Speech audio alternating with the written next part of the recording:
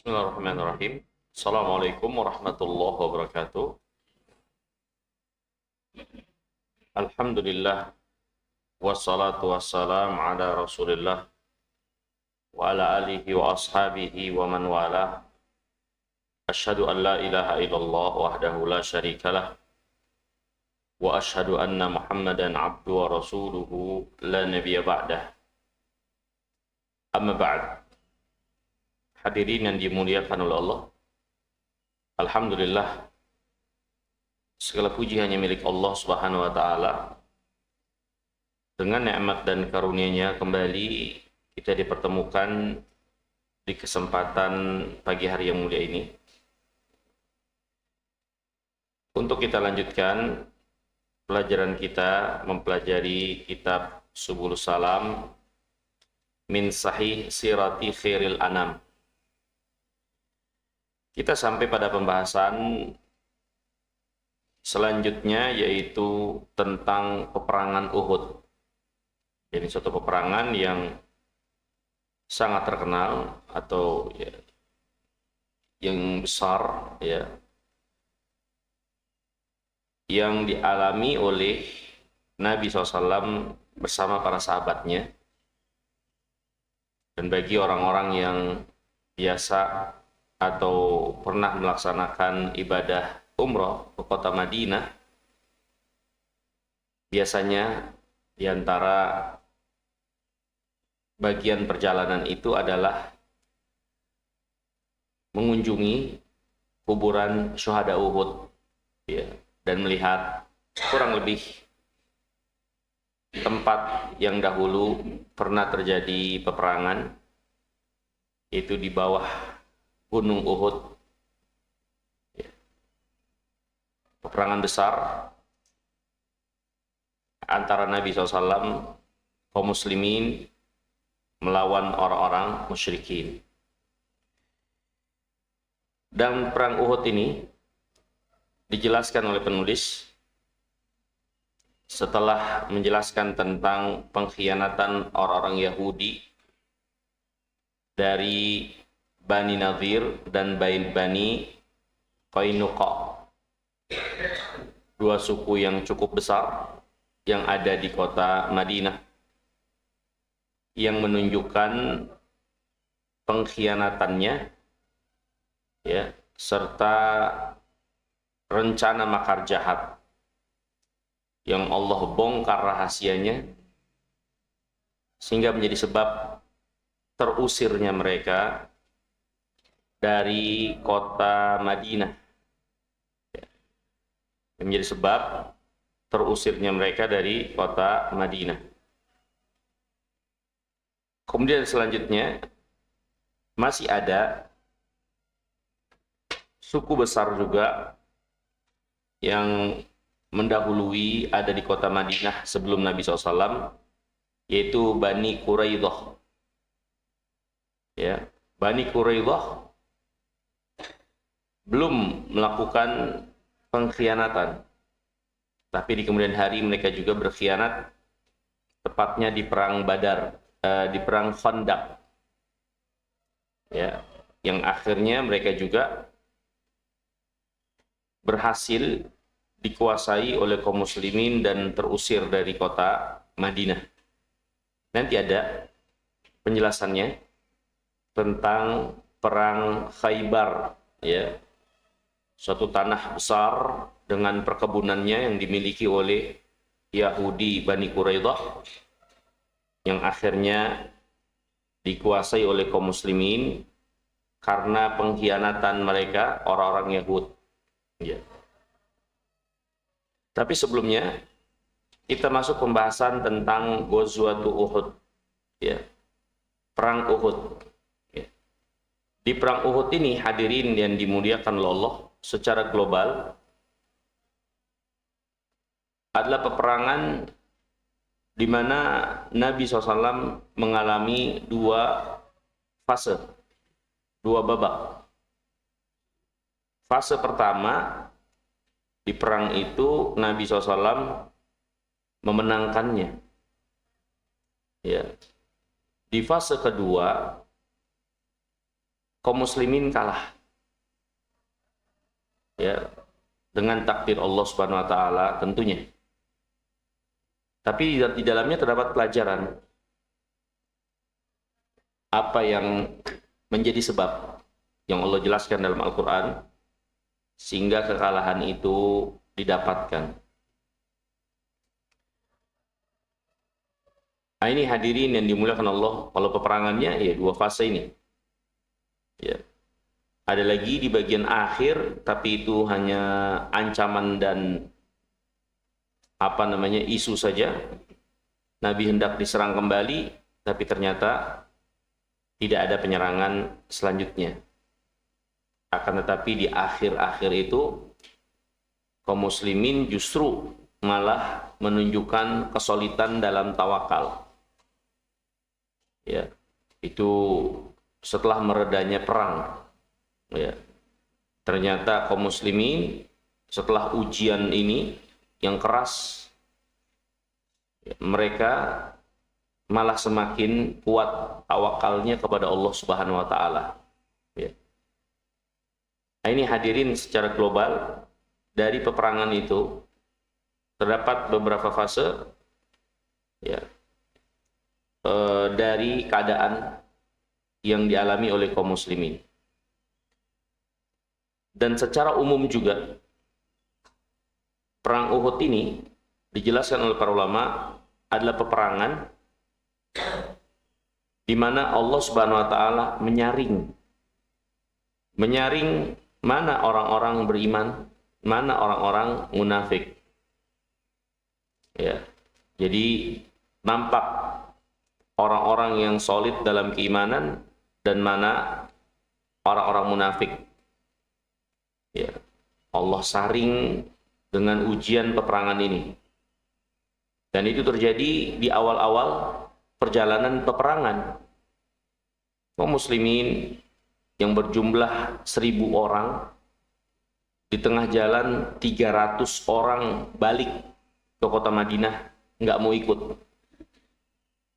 Ya, karena kemunafikan dan juga provokasi orang-orang munafik yang membuat orang-orang yang lemah imannya akhirnya terpengaruh sehingga mengurungkan diri ikut perang. Ya. Kemudian di dalam peperangan ini juga akan kita lihat tentang arti daripada pengorbanan dari orang-orang yang kuat imannya. Ya, bagaimana mereka tunjukkan kepada Allah Subhanahu wa taala kebenaran janji mereka kepada Allah untuk agama ini, di mana mereka akan memperjuangkan dan mengorbankan apa yang mereka miliki. Ya. Sejumlah kematian yang sangat mengharukan dari pengorbanan yang dilakukan, ini banyak ditunjukkan di dalam perang ini. Ini perang Uhud. Kemudian dari perang ini juga secara umum kata para ulama dapat kita ambil pelajaran tentang sebab-sebab kemenangan dan kekalahan. Kaum muslimin di awal menang, kemudian di fase keduanya kalah. Tapi dari situ terdapat pelajaran, ya. Apa yang menjadi sebab-sebab kemenangan dan apa yang menjadi sebab-sebab kekalahan. Walaupun akhirnya segala sesuatunya itu baik buat orang beriman dari Allah. Ya. Baik buat orang beriman dari Allah, bahkan dengan kekalahan yang didapatkan. Ya, dengan kekalahan ini akhirnya Allah Subhanahu wa taala jadikan sebagian kaum muslimin syuhada, mati syahid. Ya, dan juga dengan kekalahan ini, ya, kaum muslimin jadi belajar tentang kehidupan. Adalah hari-hari yang Allah putarkan. Nggak selamanya, bahkan orang yang bersama Nabi untuk selalu berada dalam kemenangan. Tapi terkadang mereka mengalami juga kekalahan. Itulah hidup. Tidak selalu seorang berada pada apa yang dia suka, yang menggembirakan hatinya. Ya, pastinya dalam hidup dia juga mengalami keadaan yang tidak dia sukai, yang menyedihkannya, penderitaan. Dan Allah menginginkan hambanya dengan dinamika keadaan itu semua untuk menguji mereka, untuk mereka tetap beribadah pada Allah dalam apapun keadaannya. Mau dalam keadaan lapang, mau dalam keadaan sempit, mau lagi gembira, mau menderita, Allah ingin dari hambanya menunjukkan kebenaran penghambaan diri mereka kepada Allah. Ya. Kemudian hadirin yang dimuliakan oleh Allah Subhanahu wa taala. Di antara pelajaran besar juga dari perang Uhud ini, di perang Uhud ini akhirnya terutama di bagian akhir, ya, kaum muslimin setelah kekalahannya akhirnya itu menguatkan kesolidan dalam tawakal kepada Allah. Ya. Tawakal kepada Allah Subhanahu wa taala, di mana kemampuan, ya, daya upaya yang akhirnya berada di titik penghabisannya, ya, sehingga mereka benar-benar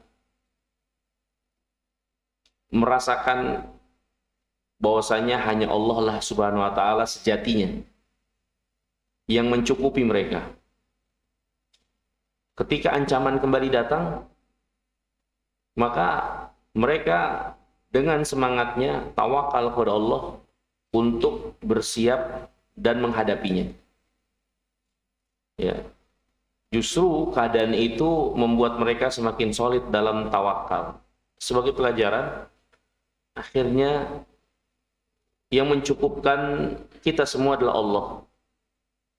Dan sebesar-besar untuk mendapat kecukupan Allah adalah hanya bersandar kepada Allah, bukan kepada yang lainnya. Ya. Ini hadirin yang dimuliakan oleh Allah Subhanahu wa taala. Beberapa poin besar daripada perang Uhud ini dari pelajaran itu. Dan perang Uhud ini juga perlu kita ketahui adalah peperangan yang Allah ceritakan, jelaskan, berikan pelajaran di 60 ayat, ya, dalam surah Al-Imran. 60 ayat surah Al-Imran berarti sekitar seperempatnya, ya, seperempat atau sepertiganya bahkan, itu Allah menceritakan tentang apa yang terjadi di perang Uhud, ya, untuk jadi pelajaran, untuk jadi petunjuk, terutama bagi orang yang datang kemudian. Dan penulis rahimahullah ta'ala menjelaskan di sini beberapa poin dari kejadian perang Uhud. Poin yang pertama, beliau menjelaskan tentang Gunung Uhud, keutamaannya, ya, dari Gunung Uhud ini. Kemudian beliau menjelaskan setelah itu tentang latar belakang yang melatar belakangi diantaranya orang-orang musyrikin memerangi kaum muslimin di peperangan ini. Ya, kemudian beliau juga menjelaskan tentang apa namanya keadaan ketika perang berkecamuk, dan di bagian akhir beliau menjelaskan tentang apa yang dilakukan oleh Nabi SAW setelah meredanya perang Uhud ini. Ya, perang Uhud mereda dalam keadaan orang musyrikin mereka sudah merasa menang, walaupun tidak berhasil menumpahkan darah Nabi yang mulia alaihi salatu wassalam. Ya. Dan apa yang dilakukan oleh Nabi SAW selanjutnya? Ya. Di akhir peperangan itu, nah ini juga yang beliau jelaskan. Walhal bagian pertama tentang Gunung Uhud. Gunung Uhud, hadirin yang dimuliakan Allah, dari kota Madinah berjarak kurang lebih 5 km. Nggak jauh. 5-10 km lah di antara itu. Ini Gunung Uhud. Dan peperangan Uhud ini terjadi di bawah gunung. Ya, sehingga perang ini dinamakan dengan Perang Uhud. Ya. Gunung Uhud ini juga wilayahnya menjadi tempat syuhada Uhud dikuburkan. Ya, syuhada Uhud, ya ini para korban perang Uhud dari kaum muslimin dikuburkan. Seperti paman beliau Hamzah ibn Abdul Muttalib, Mus'ab ibn Umair, Anas ibn Nadir, dan lain-lain dari sahabat-sahabat mulia. Korban perang Uhud sebanyak kurang lebih 70 orang dikubur di sana. Ya. Kemudian Gunung Uhud ini adalah gunung di mana Nabi SAW menyengaja mengunjungi kuburan syuhada Uhud sebelum kematian beliau. Ya, sebelum kematian beliau pernah mengunjungi, menziarahi kubur syuhada Uhud. Menunjukkan kita sekalian disukai untuk menziarahi kuburan syuhada Uhud, ya, mendoakan kebaikan buat orang-orang yang mati syahid ini. Ya. Kemudian Gunung Uhud juga Nabi SAW bersabda, Uhudun yuhibbuna wa nuhibbuh. Gunung Uhud adalah gunung yang mencintai kita, dan kita pun mencintai Gunung Uhud. Jadi Gunung Uhud ya mencintai kaum muslimin, mencintai Nabi yang mulia SAW, dan Nabi SAW mencintai Gunung Uhud. Ya.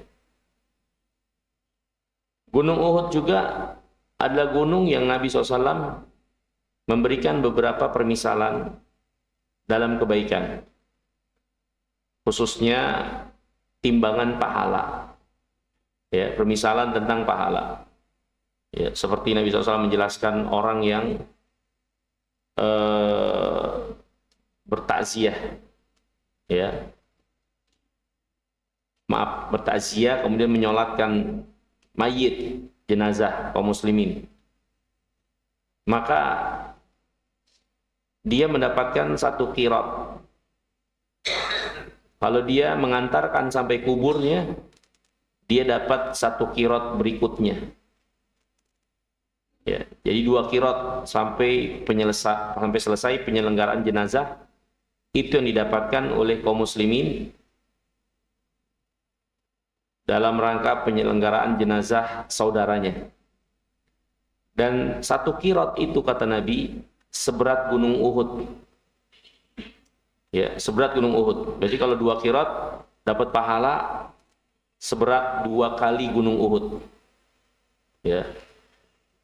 Dalam amal yang lain, Nabi juga memberikan permisalan dengan Gunung Uhud, yaitu tentang orang yang tidak percaya takdir. Kalau seorang nggak percaya, nggak beriman kepada takdir, maka kata Nabi, kalaupun mereka infak emas seberat Gunung Uhud, Allah nggak bakal terima. Karena mereka berada pada keadaan imannya nggak sah dengan tidak beriman pada takdir. Ya, Nabi SAW bersabda, "Lau anfaqa ahaduhum mithla Uhudin dhahaban ma qabila minhu hatta yu'mina bil qadar." Kalau salah seorang di antara mereka infak emas seberat Gunung Uhud, Allah nggak terima infaknya itu sampai mereka beriman terhadap takdir. Ya. Dan Nabi SAW juga menjadikan Gunung Uhud sebagai permisalan kepada orang yang mencaci maki sahabat. Ya. Bahwasannya sahabat itu adalah orang-orang yang sangat mulia. Apa yang mereka infakkan sedikit memiliki bobot yang sangat besar di sisi Allah karena keikhlasan mereka, karena iman mereka, dan karena kebaikan keislaman mereka serta perjuangan mereka menemani Nabi yang mulia alaihissalam, sehingga apa yang mereka infakkan sedikit bobot nilainya lebih besar di sisi Allah dari selain mereka. Nabi SAW bersabda, la tasubbu ashabi, jangan caci maki sahabatku. Ya, lau anna ahadukum, kalau salah seorang di antara kalian anfaqa mithla uhudin dahaban, kalau salah seorang di antara kalian infak emas seberat gunung Uhud, ma balagha mudda ahadihim wala nasifah. Kalau kalian selain sahabat infak emas seberat gunung Uhud, itu tidak menyamai infak setengah mud, satu mud atau setengah mud yang dilakukan oleh para sahabat. Ya, satu mud itu dua genggam, dua tangan orang dewasa digabungkan begini. Setengahnya berarti begini. Kalau sahabat infak satu mud atau setengahnya, terus kita infak emas seberat gunung Uhud, tidak akan pernah menyamai bobot kualitas infaknya sahabat. Ya, walaupun secara kuantitas banyakan kita, tapi secara kualitas enggak. Kenapa? Ya karena keikhlasan mereka, keimanan mereka, dan infak mereka adalah infak yang menjadi pondasi agama ini. Yang dengannya selanjutnya agama ini tegak. Mereka yang menginfakkan terlebih dahulu dengan hartanya, dengan waktunya, dengan darahnya bahkan.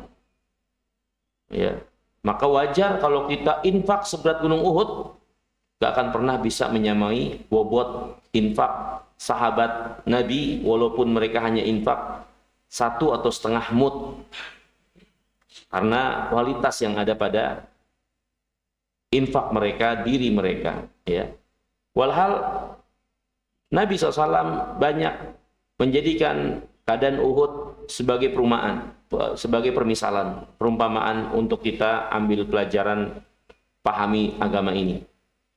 Ya, khususnya terkait masalah pahala. Ya. Juga Nabi SAW pernah menjelaskan tentang Uhud, bagaimana orang-orang kafir di yaumul qiyamah tubuhnya Allah jadikan besar sampai gigi gerahamnya saja sebesar gunung Uhud. Itu orang kafir di dalam neraka. Ya. Yang Allah besarkan fisiknya sampai gigi gerahamnya itu sebesar gunung Uhud. Itu baru gigi gerahamnya. Ya. Walhal hadirin yang dimuliakan oleh Allah Subhanahu wa taala. Uhud ini adalah gunung yang Nabi mencintainya, dan gunung ini mencintai Nabi dan kaum muslimin. Dan Nabi SAW pernah beberapa kali menaiki gunung Uhud. Ya. Kemudian hadirin yang dimuliakan oleh Allah, apa latar belakang yang melatar belakangi peperangan ini? Penulis menjelaskan latar belakang yang melatar belakangi perang Uhud. Yang pertama adalah orang-orang musyrikin Makkah ingin mengembalikan pamor mereka, di mana sebelumnya jatuh pamor itu ketika mereka mengalami kekalahan dalam perang Badar. Itu perang Badar sangat memukul mereka, sehingga pamor mereka itu turun, dipandang rendah oleh suku-suku Arab di sekitaran Jazirah. Nah, mereka musyrikin Mekah ingin mengembalikan pamor untuk kembali terpandang, ya, sehingga mereka merencanakan perang Uhud ini. Itu tujuan latar belakang yang pertama. Yang kedua, latar belakang kedua, mereka ingin balas dendam. Banyak korban di sisi orang-orang musyrikin pada perang Badar. Mereka ingin nyawa balas nyawa. sehingga mereka merencanakan peperangan ini sebagai dendam untuk menumpahkan darah kaum muslimin. Ya. Ini latar belakang yang kedua. Latar belakang yang ketiga, kata para ulama, adalah untuk mengamankan jalur dagang mereka. Karena mereka, jalur dagang mereka kan ke Yaman dan ke Syam. Mereka ke Syam ketika musim panas. Sedangkan ke Syam, itu wilayah Palestina dan sekitarnya, tanah Syam, mereka mau nggak mau melewati wilayah Madinah. Nah, kalau mereka tidak mendominasi kekuatan dengan kemenangan, tentu ini akan menjadi suatu ancaman ketika mereka harus melewati jalur untuk perdagangan mereka. Ya, sehingga ya mereka akhirnya merencanakan peperangan ini, diantaranya untuk mengamankan jalur dagang. Ya, ini hadirin yang dirahmati dan dimuliakan Allah, beberapa sebab yang melatar belakangi orang-orang musyrikin menyerang kota Madinah. Nah, kemudian dibawakan di sini oleh penulis hadis yang diriwayatkan oleh Imam Bukhari dan Muslim. Sebelum peperangan, sampai berita kepada Nabi yang mulia alaihi wasallam, orang-orang musyrikin mengumpulkan kekuatan untuk kembali menyerang kota Madinah. Ya. Dan Rasulullah SAW pun mengalami mimpi atau beberapa mimpi, dan mimpi seorang Nabi adalah bagian dari wahyu. Ya. Mimpi yang mengindikasikan, yang menyinggung tentang perang Uhud yang akan beliau lalui. Ya. Dalam hadis riwayat Imam Bukhari dan Muslim, Nabi pernah menceritakan kepada para sahabat di antara mimpinya itu, Ra'aitu fi ru'ya anni hazastu sayfan fanqata'a sadrah. Aku melihat dalam mimpiku menghentakkan pedang dan pedang itu patah. Ya. Maka Nabi menjelaskan tentang mimpinya itu sebelum Uhud. Fa idza huwa ma usiba minal mu'minin yauma Uhud. Maka patahnya pedang itu ya adalah petunjuk apa yang menimpa kaum muslimin dari kekalahan perang Uhud. Ya. Tsumma hazastu ukhra fa'ada ka ahsani makan. Kemudian aku kibaskan lagi pedang itu, dan pedang itu kembali seperti semula. Fa idza huwa ma jaa Allah bihi minal fathi wajtima'il mu'minin. Maka mimpi itu adalah untuk keadaan kaum muslimin kembali berkumpul, kembali ke barisan Nabi SAW setelah sebelumnya mereka porak-poranda. Di kaum muslimin dalam perang Uhud itu pasukannya itu porak-poranda setelah kemenangannya, karena merasa dikepung.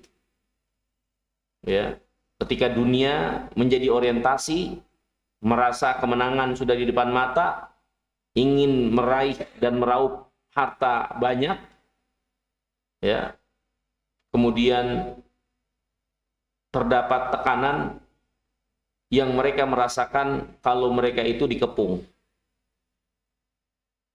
Akhirnya mereka lari dari barisan, kocar-kacir. Ya. Tapi di keadaan selanjutnya kembali kaum muslimin berkumpul satu soft barisan bersama Nabi SAW. Nah, ini maksud Nabi SAW, tebasan yang kedua. Ya. Kemudian kata Nabi, wa ra'aitu fiha baqaran wallahu khairun fa idza huwa nafar minal mu'minin yawma Uhud. Wa idal khair ma ja'a Allahu bihi minal khair ba'd. Dan aku lihat di mimpiku juga seekor sapi. Ya. Demi Allah itu adalah kebaikan. Ya. Dan Nabi SAW mengatakan sapi itu adalah sekelompok dari kaum muslimin pada perang Uhud. Dan kebaikan itu adalah apa yang Allah Subhanahu wa taala berikan selanjutnya. Ya. Walhal ini beberapa mimpi yang dialami oleh Nabi SAW. Yang Nabi SAW kemudian menjelaskan makna daripada mimpinya tersebut. Nah, kemudian hadirin, tadi sudah kita singgung bagaimana datang berita kepada Nabi SAW, orang musyrikin kembali akan menyerang. Maka Rasulullah SAW mengajak para sahabatnya bermusyawarah. Ya, dari kalangan orang tua, kalangan anak-anak muda, ya, karena mereka sudah bersumpah setia untuk sama-sama membela setiap tekanan yang hendak menyerang kota Madinah. Bahkan ya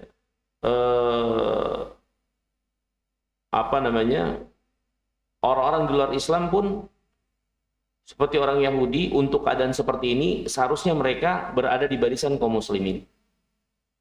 Ya. Walhal Nabi SAW bermusyawarah dengan para sahabat, orang-orang tua, anak-anak muda, ya. Terkhusus orang-orang yang tidak ikut perang Badar. Jadi perang Badar pertama itu, ikut serta dalam perang itu sukarela, karena Nabi nggak niat perang kan. Tapi di keadaan ini, di mana orang musyrikin memang niat memerangi, maka Nabi mengajak musyawarah, terutama orang yang tidak ikut perang Badar dari para pemuda. Tentu mereka itu sudah sangat semangat sekali.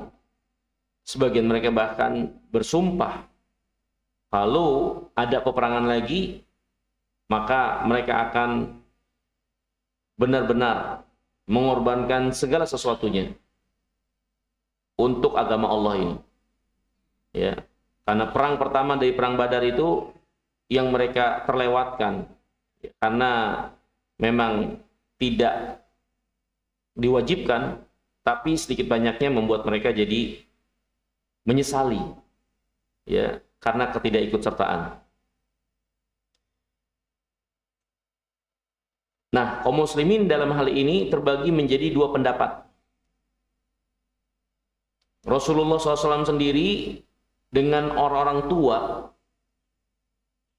berpendapat untuk diam di kota Madinah dan menjadikan kota Madinah sebagai benteng dari serangan. Ini pendapat Rasulullah dan orang-orang tua. Ya. Karena kota Madinah cukup untuk menjadi benteng, ya, dari serangan musuh yang hendak menyerangnya. Ya. Berbeda dengan dan Nabi SAW menjelaskan tentang pendapatnya ini. Dalam mimpiku, aku melihat kalau aku mengenakan baju besi yang sangat kokoh, ya, dan aku lihat seekor sapi disembelih, dan aku mentafsirkan kalau baju besi yang sangat kokoh itu adalah kota Madinah, ya, dan sapi yang disembelih itu, maka demi Allah itu adalah kebaikan, ya. Dan beliau mengungkapkan pendapatnya ini juga berdasarkan apa yang beliau alami dari mimpi, bahwasanya untuk mereka tetap berdiam di kota, jadikan kota itu sebagai benteng. Kalau mereka mulai menyerang, ya kita perangi dari dalam kota, ya. Kemudian berbeda dengan anak-anak muda.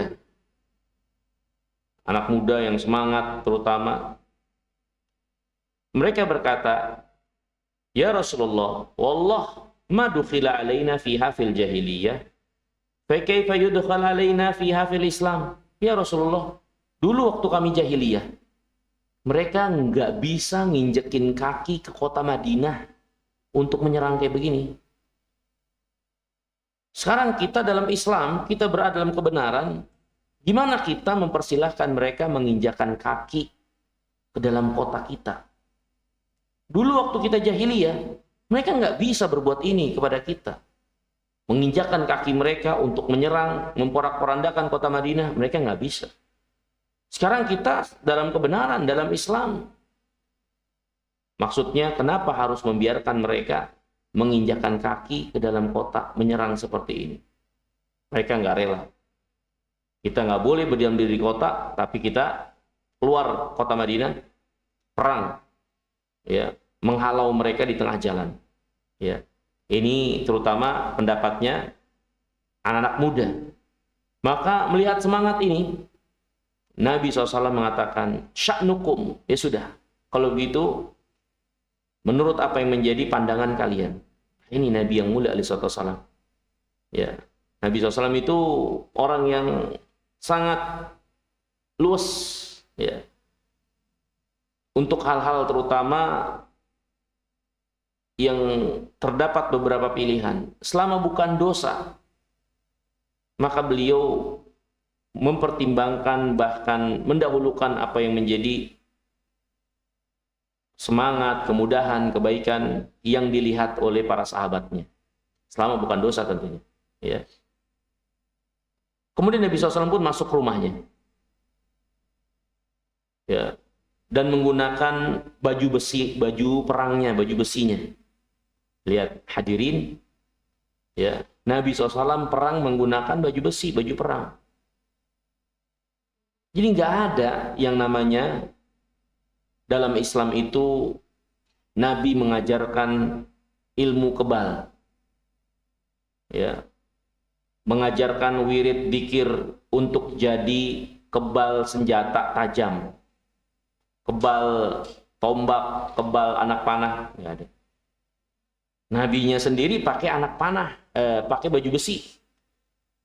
Ya, agama ini tidak pernah menjanjikan kesaktian kepada kaum muslimin untuk agama dan ibadah yang mereka lakukan. Agama ini menjanjikan mereka surga dengan mereka berjuang di jalan Allah, beribadah kepada Allah, beriman, beramal saleh. Itu yang dijanjikan oleh agama ini. Tidak menjanjikan kesaktian. Jadi kalau ada yang menggaungkan, menyerukan, mengajarkan kalau mengamalkan suatu bagian dari agama ini mendatangkan kesaktian, maka dapat dipastikan itu bukan ajaran dan seruan yang benar. Ya. Kemudian hadirin yang dimuliakan Allah, keluarlah Nabi SAW, ya, menggunakan baju besinya, dan para sahabat, terutama anak muda yang mengajukan usulan untuk pergi perang, nyesel. Ya, mereka mengatakan, radatna ala Rasulullah SAW ra'yah, kita nolak pendapat Nabi. Nabi kan pendapatnya diam di kota Madinah. Terus kita membantah pendapat beliau. Wah, kayaknya kita salah nih. Kesal mereka. Ya. Walhal Nabi SAW ketika itu mengungkapkan sesuatu yang memang ini sebagai diskusi. Ya. Tapi para sahabat karena sangat menghormati Nabi SAW, menyegani beliau, ya, mereka merasa bersalah ketika mengungkapkan pandangan yang berbeda dengan apa yang menjadi pandangan beliau. Ya. Sehingga akhirnya mereka datang kepada Nabi SAW dan mengatakan, ya Nabi Allah, sya'nuk idzan ay ra'i ra'yak fasna ma arakallah. Ya Rasulullah, silakan saja dah menurut pilihanmu. Ya, menurut apa yang Allah arahkan pandanganmu kepadanya, ya kita ikut. Mereka nggak jadi neken kalau harus keluar kota. Ya, tapi Nabi SAW sudah pakai baju perang. Maka mendengar ini beliau bersabda, innahu laisa linabiyyin idza labisa la'matah an yad'aha hatta yuqatil. Enggak layak, enggak pantas bagi seorang nabi Kalau sudah pakai baju perang, kemudian melepaskannya kembali, kalau sudah pakai baju gini, berangkat sudah. Nggak pantas bagi seorang nabi. Ya, sudah bersiap, memakai baju perangnya, kemudian melepasnya kembali dan mengurungkan niat perang, enggak. Ya. Tapi sudah nekat, sudah diputuskan, ya berangkat. Ya. Ini hadirin yang dimuliakan Allah. Akhirnya Nabi SAW pun berangkat bersama para sahabatnya menuju Uhud, atau menghalau mereka di tempat yang nanti direncanakan di luar kota, di luar kota Madinah. Ya. Nabi SAW keluar ketika itu ba'da salatil asar, di hari Jumat. Selesai salat asar hari Jumat, Nabi keluar bersama para sahabatnya dari kota. Bersama dengan beliau ada 1.000 orang yang ikut serta, ya, menuju Gunung Uhud. Ya. Tapi ada satu kejadian di tengah jalan, di dekat Gunung Uhud, ya, barisan pemimpin munafik yang ada di barisan Nabi SAW, yaitu Abdullah ibn Ubay ibn Salul, ya, kepalanya munafik di kota Madinah ketika itu, ya, itu melakukan penggembosan semangat, ya, kaum muslimin untuk ikut serta. Tentu Abdullah bin Ubay bin Salul dan kelompoknya beserta orang-orang yang akhirnya terpengaruhi. Ya. Mereka menyebarkan provokasi. Anaulannya kok qital ma'al musyrikin. Menyebarkan provokasi, peperangan itu nggak bakal terjadi, nggak ada. Nggak bakalan terjadi perang. Sudah ngapain kita keluar, nggak bakal ada perang, balik pokoknya. Ya, walhal mereka menunjukkan penolakan, ya, terhadap keputusan Nabi yang mulia alaihi salam untuk keluar dari kota Madinah dan menghalau untuk berperang melawan orang musyrikin. Ya. Abdullah bin Ubay bin Salul, ya, mendustakan apa yang menjadi keputusan Nabi yang mulia alaihi salam itu. Dan untuk keadaan ini Allah menurunkan firman-Nya dalam surah Al-Imran ayat 166 sampai 167 tentang orang munafik, ya, Abdullah bin Ubay bin Salul dan yang terpengaruh sampai 300 orang. Allah turunkan ayatnya. Allah berfirman, "Wa ma asabakum yaumal taqal jam'an fa biidznillah wa liya'lamal mu'minin." Apa yang menimpa kalian pada perang Uhud itu semua dengan izin Allah, untuk Allah tampakkan, ya, orang-orang beriman. Ya, Allah saring sehingga nampak jelas mana orang beriman, mana bukan. Waliya'lamal ladzina nafaqu, untuk Allah tampakkan siapa orang-orang munafik. Jadi perang Uhud ini adalah perang yang dengannya Allah saring sehingga menjadi jelas mana orang yang benar beriman, mana orang munafik. Ya. Kemudian kata Allah, wa qila lahum ta'alu qatilu fi sabilillah aw idfa'u. Dikatakan kepada orang munafik ini, ayo mari sini, kita berperang di jalan Allah, ya. Aw idfa'u, ya. Atau kita bertahan, ya. Tapi orang munafik ini, kata Allah, malah menjawab, qalu law na'lamu qitalan lattaba'nakum. Mereka mengatakan, kalau kami tahu, ya, ini bakalan jadi perang, kami bakal ikuti kalian. Tapi kami nggak merasa kalau peperangan itu bakal terjadi. Ya, jadi mereka menggembosi perang itu nggak bakal ada.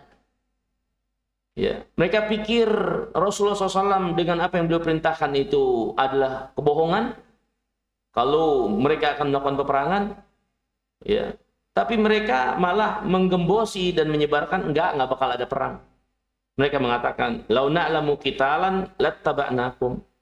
Kalau kami tahu ini benar bakal jadi perang, kami bakal ngikutin kalian. Tapi nyatanya kami nggak merasa ini bakal jadi perang. Kemudian kata Allah, hum lil kufri yawma idzin aqrabu minhum lil iman.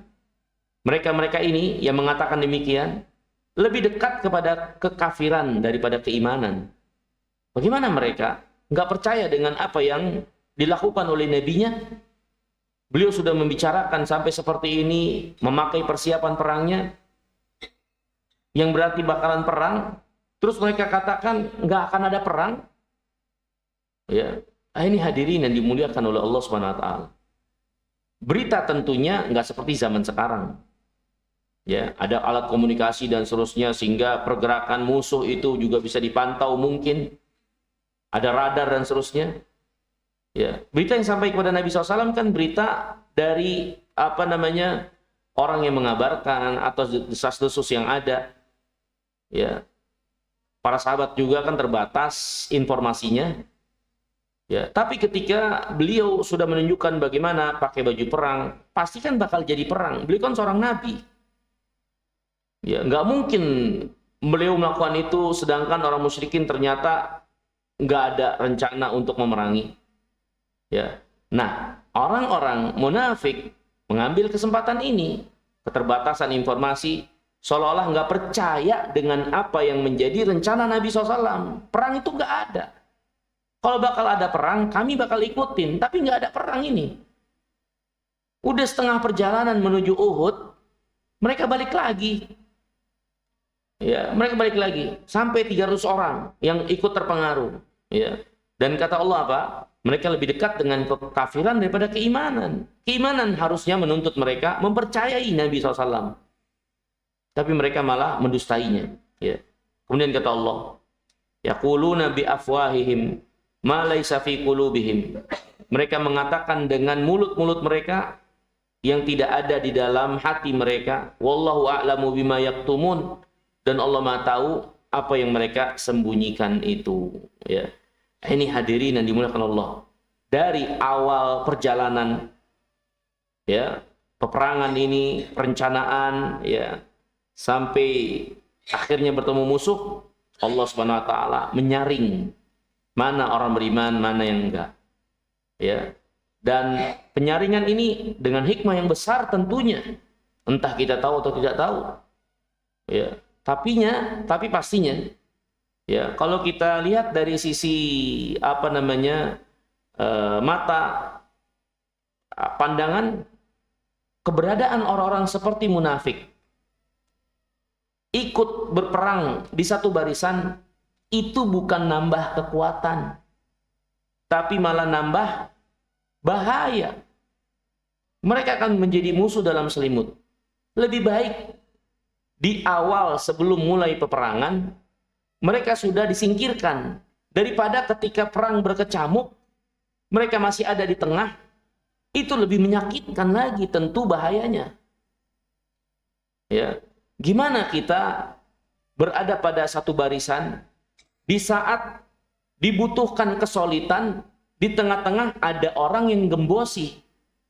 Tentu lebih berat tekanannya daripada dari awal. Ya, mereka sudah menggembosi dan sudah tersingkirkan. Allah Subhanahu Wa Taala menginginkan kebaikan buat orang beriman. Ya, menghindarkan mereka dari keburukan yang lebih buruk dengan keikutsertaan orang munafikin. Kalau sampai terus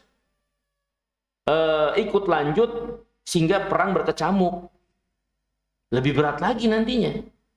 Tapi sebelum terjadi peperangan, mereka sudah tersingkirkan, tereliminasi. Maka tinggal yang solid-solid saja. Ya. Nah, ini hadirin pernah terjadi juga pada peperangan umat terdahulu. Allah Subhanahu Wa Taala menguji satu pasukan sehingga mereka yang tidak solid, ya, itu disingkirkan. Karena yang namanya menghadapi musuh, menghadapi tantangan, ya, dengan kebersamaan itu dibutuhkan kekompakan. Itu dibutuhkan kebersamaan. Itu dibutuhkan satu hati. Kalau orientasinya beda, kalau tujuannya beda, ini dapat menggembosi dan membuat apa yang menjadi tujuan bersama tidak tercapai. Ya. Ingat kita kisah Tolut dan Jalut. Ya, Allah mengangkat Tolut menjadi pemimpin pasukan. ya, untuk menghadapi pasukan Jalut. Ya. Tapi di tengah perjalanan sebelum perang berkecamuk, Allah uji. Ya. Pemimpin pasukan mengatakan kepada pasukannya, "Innallaha, sesungguhnya Allah Subhanahu wa taala yabtalikum binahar, akan menguji kalian dengan keberadaan sungai. Faman syariba minhu falaysa minni, wa man lam yat'amhu fa innahu minni, illa man iktarafa ghurfatan biyadih." Allah menguji kalian dengan keberadaan sungai ini. Maka si pemimpin memerintahkan, jangan ada yang meminum dari sungai itu. Walhal keadaan mereka sedang letih, capek, kekurangan air juga, perjalanan cukup jauh untuk sampai ke tempat perang itu dilaksanakan. Ini ada sungai, jangan minum dari air sungai itu. Yang minum darinya bukan bagianku. Ya, yang nggak minum ikut bagianku. Kalian hanya boleh, kalaupun meminumnya, hanya meneguk dari tangan kalian. Satu tangan diambil, meneguk, nah boleh. Tapi meluapkan rasa haus kalian dengan kalian nyebur, dengan kalian biar seger, nggak boleh. Diuji pasukan itu. Ya. Nah, ketika mendapati sungai itu, pasukan itu sudah diuji untuk taat kepada pemimpinnya, ya. Maka apa kata Allah Subhanahu wa taala? Fasyaribu minhu illa qalilan minhum. Kecuali sedikit, tapi kebanyakan mereka meminumnya dengan meluapkan rasa dahaga mereka. Sisa sedikit akhirnya. Ya. Selesai melewati sungai itu, orang-orang yang nggak taat sama pemimpinnya, yang diuji dengan sungai itu, lemah semangatnya, lemah minatnya, lemah semangatnya. Akhirnya apa? Mundur balik, nggak ikut perang. Sisa yang sedikit. Ya, dan yang sedikit ini, yang memang sudah disaring, yang kuat, yang solid imannya. Dengan jumlah mereka yang sedikit menghadapi pasukan yang besar, mereka mengatakan, kam min fi'atin qalilatin ghalabat fi'atan katsiratan biiznillah. Betapa banyak pasukan sedikit mengalahkan pasukan yang lebih banyak dengan izin Allah. Dan di antara anggota pasukan itu ada Nabi Allah Daud yang berhasil membunuh Jalut, ya. Ini hadirin yang dimuliakan Allah. Jadi disaring sehingga orang-orang yang malah bikin kelemahan di pasukan itu sudah dieliminasi dulu. Nah, ini hadirin pelajaran kita sekalian untuk tujuan besar, ya, untuk suatu cita-cita besar, untuk kebaikan Islam, terkhusus kemuliaan ketinggian nama Allah, diperlukan kesolidan dalam iman. Orang-orang yang hanya akan menggebosi, ya, dan melemahkan semangat yang seperti ini tidak membawa kepada barisan kaum muslimin kecuali bahaya, kecuali melemahkan. Ya. Maka Allah dengan hikmahnya mengeliminasi orang-orang yang kayak gini sudah. Ya, jangan ikut. Ya. Walaupun itu juga menjadi suatu pelajaran betapa keburukan itu, ya, suatu musibah buat mereka sehingga mereka tidak ikut perang bersama Nabi SAW. Ya. Allah Subhanahu wa taala berfirman dalam surah Al-Imran tentang hal ini, dari 1.000 orang 300 balik ke kota Madinah yang dipimpin oleh pemimpin munafikin. Apa kata Allah? Maka Allah liyadarul mu'minin ala ma antum alaihi hatta yamizal khabitha minat tayyib. Allah tidak akan membiarkan kalian, ya, tidak akan membiarkan orang-orang beriman, ya, begitu saja sampai Allah menyaring mana yang khabith, yang busuk, mana yang thayyib, yang baik. Allah nggak akan biarkan orang beriman yang masih tercampur dengan orang-orang yang memiliki kebusukan dalam diri mereka, sampai Allah Subhanahu wa taala eliminir, saring yang busuk-busuk itu, dikeluarin dulu. Ya. Nah, ini diantara hikmahnya itu. Ya. Nah, ini hadirin yang dirahmati dan dimuliakan Allah. Akhirnya jadi bersihlah di tengah-tengah pasukan sahabat itu, ya, dari orang-orang munafikin, ya, yang tidak menyetujui dengan berbagai macam alasan dari keputusan untuk ikut perang, yang tidak menunjukkan kesulitan untuk taat kepada pemimpin mereka, apalagi dia seorang nabi dan rasul, itu Nabi kita Muhammad salawatullah wassalamuhu alaihi. Karena yang namanya suatu pasukan atau suatu hal-hal yang seperti ini, ya, butuh kesulitan orang-orang yang di dalamnya, kekompakan dan juga ketaatan kepada pemimpin, ya, di dalam kebaikan. Ini perlu, ya, biar bagaimanapun pemimpin itu yang memutuskan, ya, bukan malah menyelisihinya, yang malah melemahkan, ya, pasukan yang ada, ya. Ini hadirin yang dirahmati dan dimuliakan oleh Allah Subhanahu wa taala.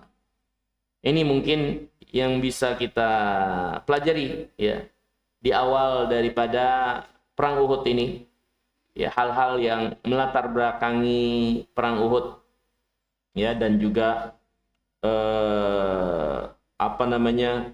keadaan kaum muslimin sebelum peperangan itu terjadi, ya, di mana Allah Subhanahu wa taala menyaring orang beriman sehingga mereka yang tidak solid, ya, untuk menguatkan dan satu barisan, akhirnya Allah Subhanahu wa taala singkirkan mereka, eliminasi mereka.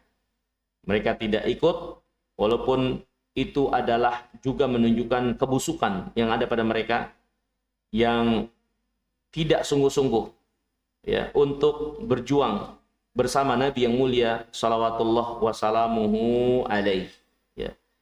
Ini mungkin bagian pertama, insyaallah taala, ya. Kita lanjutkan di kesempatan yang akan datang, ya, dari bagian selanjutnya, peperangan yang besar ini, itu perang Uhud, ya, dengan berbagai macam apa yang terjadi di dalamnya, ya, terutama kisah-kisah kepahlawanan yang ada di perang Uhud, ya. Semoga Allah mudahkan buat kita sekalian untuk bisa mengambil pelajaran dan petunjuk dari perang ini. Mungkin ini hadirin yang bisa kita pelajari di kesempatan pagi hari yang mulia ini. Semoga yang sedikit ini bermanfaat. Mungkin ada yang ingin ditanyakan dari apa yang kita bahas atau yang bisa saya jawab, dipersilahkan. Min soal. Iya, silakan.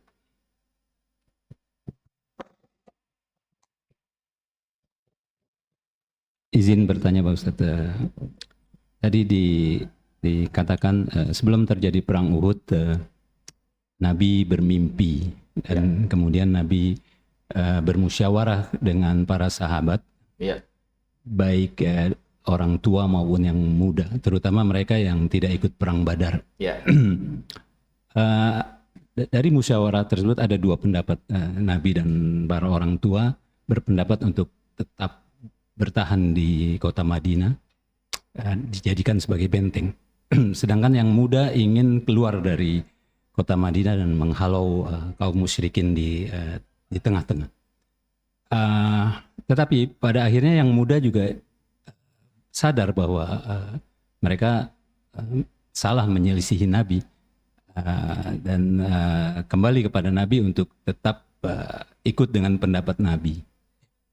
Tetapi tadi dikatakan akhirnya Nabi tetap ikut dengan pendapat kaum yang muda keluar dari kota Madinah.